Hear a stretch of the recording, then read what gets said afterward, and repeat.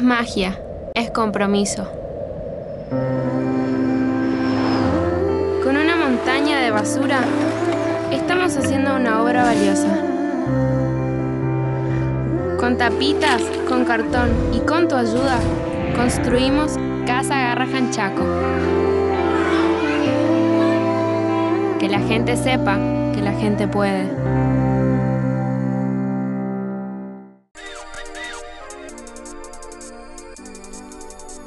Estimados amigos, soy el doctor Edgardo Pablo Gleise, director regional para Chaco y Formosa de Legal NEA. En esta oportunidad los invitamos a que concurran al estudio para dejarnos sus problemas en nuestras manos.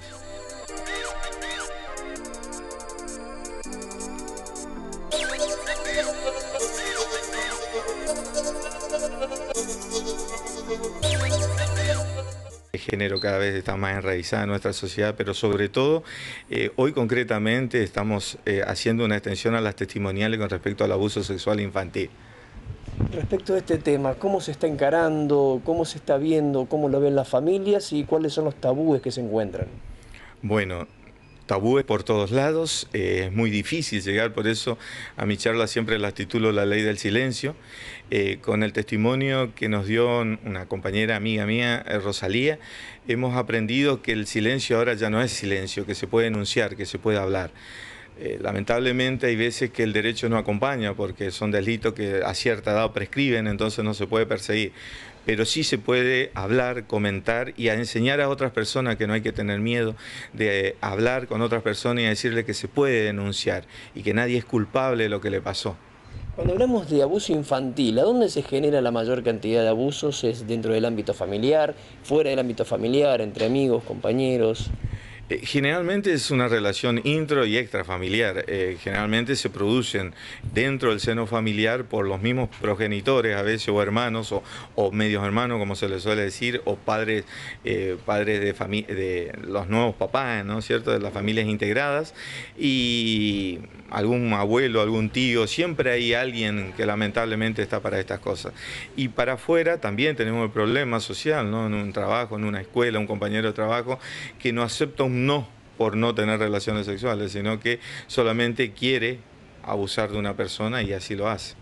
Doctor, ¿cuáles son las precauciones que deben tener los padres, incluso los jóvenes, los niños, o cómo pueden manejarse como para poder detectar una posibilidad de abuso para evitarlo, digo, para poder ser precavidos? Bueno, te agradezco, eso es fundamental lo que dijiste, cómo evitar, cómo estar precavidos, ¿no? Bueno, los padres tener que estar atentos constantemente, cualquier cambio de conducta, cualquier cambio de situación de la nena o del nene, porque los dos por igual están sufriendo este acoso, esta lesión a su integridad, ¿no?, como ser humano en crecimiento. Entonces se ve cada vez más compleja esta situación. Entonces reitero, los padres, los abuelos, los docentes a través de la Ley Nacional de Educación tienen que estar atentos, constantemente atentos a cualquier, les digo, cambio de conducta, llanto, que se hacen pipí o se ponen violentos, o los dibujos que hacen. Todo eso ayuda a empezar a entender un poco y a terminar con este flagelo. ¿A qué edad se considera que un chico puede estar en condiciones de darse cuenta temprano, digamos, que algo puede llegar a ocurrir? ¿Hay algún, digo, porque por ahí los chicos muy chiquitos no pueden, digamos, preverlo, pero a cierta edad se podría ya empezar a tener alguna idea de que algo podría llegar a suceder? Bueno, si son muy chiquititos, generalmente a partir de que van al preescolar, digamos, un poquito menos, con dibujo ayuda de los especialistas, lógicamente, ¿no es cierto?, con los test que hacen para los dibujos y demás, porque todavía, imagínense, ellos no verbalizaron, no conocen sus partes íntimas, o generalmente se las llaman de alguna forma rara, pitito, de alguna forma a la nena o al nene, no diciéndole verdaderamente la función de cada órgano que integra el cuerpo. Entonces, sí es difícil cuando son muy chicos, sí, pero sí lo puede lograr por dibujos, ¿no? Por los dibujitos, cómo juegan a veces con muñecos, impresionante ver las cámaras Gesell o los estudios que se han hecho.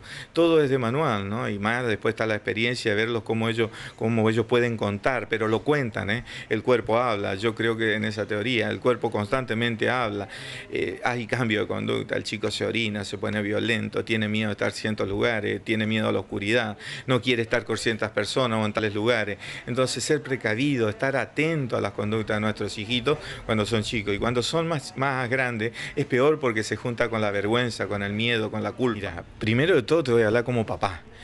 Por la experiencia hijo y sobrino y todo lo que vos quieras, ¿no es cierto?, ahijados.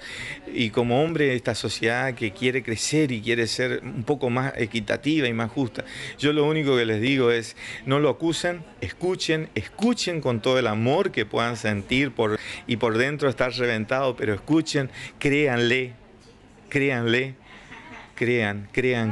y anímense a denunciarlo. No callen, sea familiar, no familiar, denuncien, pero no callen, cuenten, porque a esa criatura le han cortado parte de su crecimiento en paz, en su libertad de ser una persona, ¿no? Una mujer o un varón, de tener un buen sexo cuando la edad se lo permita. Doctor, por último, y agradeciendo ya la deferencia de todos estos datos y consejos, hay sanciones importantes, la justicia es pesada contra las personas que hacen que generan este tipo de abusos. Exactamente, el artículo 119 es una reforma al Código Penal y en su articulado establece penas severas, son penas importantes porque son todas privativas de libertad. Generalmente cuando se trata de abuso sexualmente agravante, gravemente ultrajante y el abuso sexual con acceso carnal y los agravados. Son penas graves. Lo que pasa es que justamente eso estábamos tratando hoy. El asunto es cómo va el acompañamiento con las autoridades, con la parte administrativa, el Estado, cómo actúa para dar los medios, para dar el equipo, para dar gente que también ayude al Poder Judicial al momento de poner una sanción, de cómo recuperarlo, de cómo enseñarle, de cómo manejarlo conductualmente a este sujeto para que no vuelva a recaer. ¿Sabe que me olvidaba la pregunta que por allí tenemos todos los papás y tenemos muchos que por allí vemos a través de los medios nacionales repercusiones de intentos o de abusos hacia jóvenes, adolescentes o menores?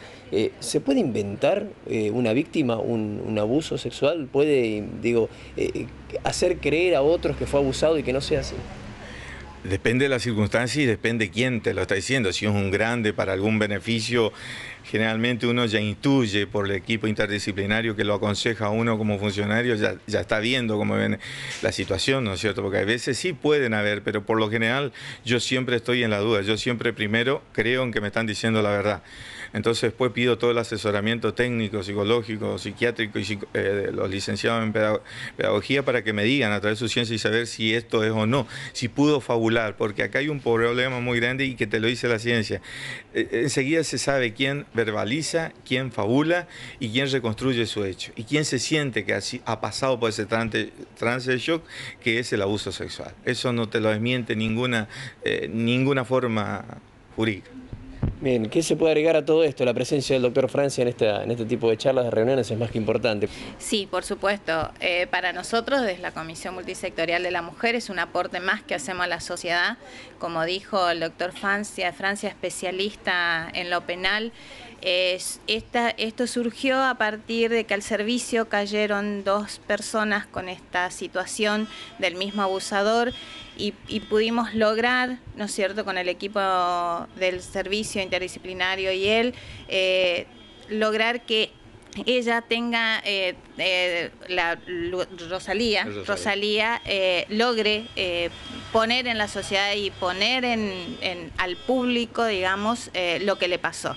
Y es un poco lo que aconseja el doctor, ¿no? Entonces nosotros desde la comisión sostener esto, ver cómo seguimos trabajando con esto. Hay una idea de aporte que va a ser la modificación a una ley, que las causas nos prescriban en este tema. Entonces creo que a partir del dolor de alguien siempre pueden salir cosas, aunque resulte, ¿no es cierto?, malo decirlo, pero bueno, es lo que nos está pasando y por eso tuvimos todo este ciclo y esta charla puntual, la ley del silencio del doctor Francia.